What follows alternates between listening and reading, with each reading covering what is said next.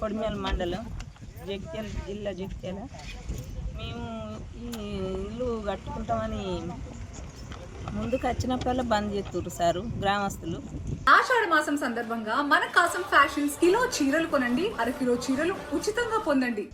అదే ఈమెకు మొన్న ఇందిరమ్మ ఇల్లు అంటే ఇవి పిల్లర్లకు పొక్కలు తోడితే సర్పంచ్ వచ్చి బంద్ చేసిండు. ఒక 4 రోజులు ఆగుర్రి, 4 రోజుల తర్వాత చెప్తాను, నాకు 4 పెద్ద మనుషులు వచ్చి చెప్పిర్రు అని అన్నాడు. 4 రోజులు ఆగినాం. 4 రోజులు ఆగి పోయినాం మళ్ళీ గ్రామ పంచాయతీ పోయి ఫోన్ చేస్తే అత్తలేడు సారు. 10 రోజులు బంద్ పెట్టి ఇక మమ్మల్ని కలుతలేడు, అత్తలేడు, మాట్లాడతలేడు. ఇక చూసి మేము పనులు చేసుకుంటాం. బంద్ చేస్తారు అనుకుంటుర్రు. ఇంతకుముందు గట్లనే పని చేసినప్పుడు అలా ఆఫ్ చేస్తే బంద్ చేసినాం, కానీ ఇప్పుడు బంద్ చేసే ప్రసక్తే లేదు. ఎప్పుడు వాళ్ళు ఎవ్వరు వచ్చి బంద్ చేసినాక మేము ఇప్పుడు ఆపం సారు, చేసుకుంటాం పని. ఈ బీడీ కార్మికుల కాలనీ మాది. ఫస్ట్ నుంచి వెళ్ళి మాకు లేవటి మీద అదే వస్తుంది.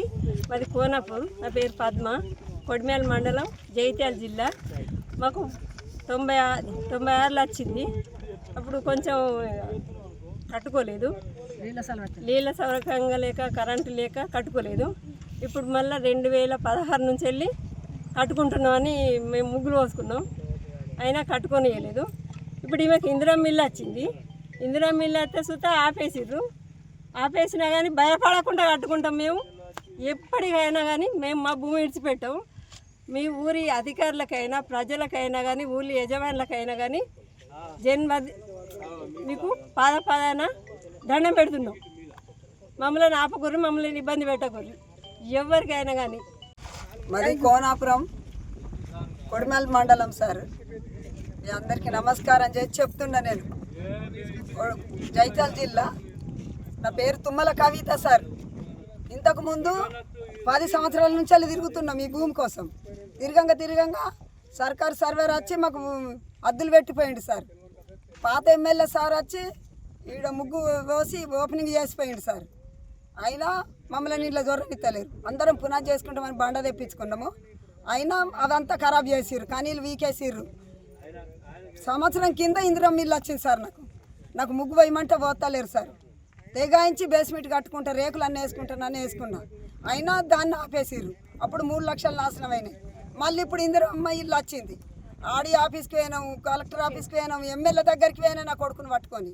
ఇందిరమ్మ ఇల్లు వచ్చినాక పోతే ఈమెకు ముగ్గు ఎందుకు పోతలేరు అని అంటే పేరు చెప్పినాక ఫోన్ చేస్తా అంటాడు. అది బీటీకి కావాలన్నాడు. బీటీకి కావాలంటే గట్ల ఎట్లుంటుంది, నేను వచ్చి మాట్లాడతా అమ్మా అన్నాడు ఎమ్మెల్యే సార్. అయినా నేను అప్పటికి సపడే కూకున్నా. అయినా మళ్ళీ నా ఇందిరమ్మ ఇల్లు ఎత్తిపోలేదు సార్. నన్ను సంతకం పెట్టమని ఇంట్లోకి ఎన్నోసార్లు వచ్చిర్రు. నాకు ఊళ్ళు ఇల్లు అడవిలో సేమ్ లేదు. నాకు ఇక్కడనే అందులో ఫోన్లలో కొడితే ఇక్కడనే ఓకే అయింది సార్. మళ్ళీ ఇప్పుడు తెగాయించి నేను ముగ్గు పోసుకొని పిల్లర్లు వేసుకుంటా అంటే మళ్ళీ వచ్చి సర్పంచ్ సభ ఆపిండు సార్. ఎందుకు ఆపుతున్నావు అంటే నా దగ్గరికి ఒక 4 వచ్చిర్రు. అది మాట్లాడుకుందాం రేపు పొద్దున.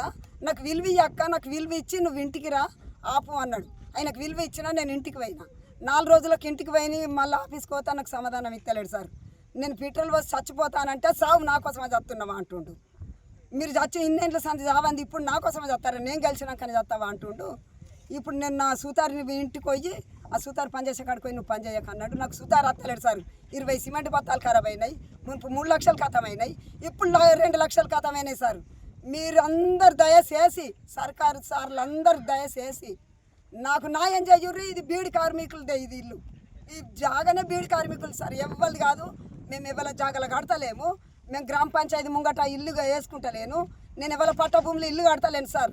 ఇది మాది, మాకు పట్టాలతో సహా ఉన్నాయి సార్.